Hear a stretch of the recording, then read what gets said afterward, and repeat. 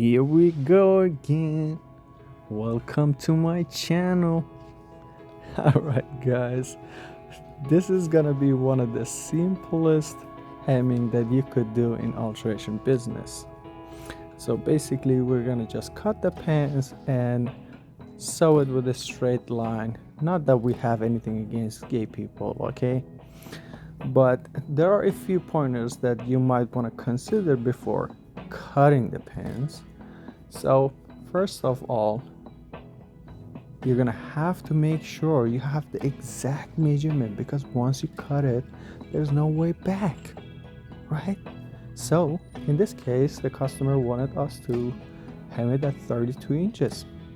So 32 inches, I wrote it down. It needs to be shortened to 2.5 inches.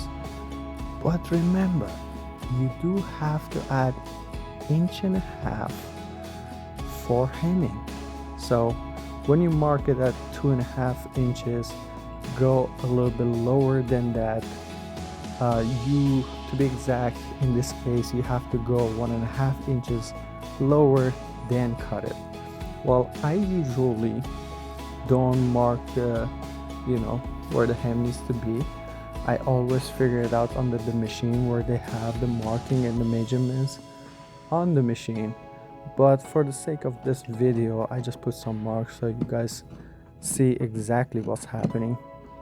There are some lines on the machine that you can see. There's a 1/4 inch line, 1/2 inch, 3/4, 1 inch, 1.25 inches.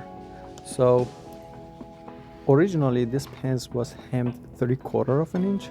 So if I fold it 3/4 inch and then fold it again, that would be 1.5 inches. And basically I don't need any marking, but it is always safer to mark it. It is always better to mark it. So mark it, guys.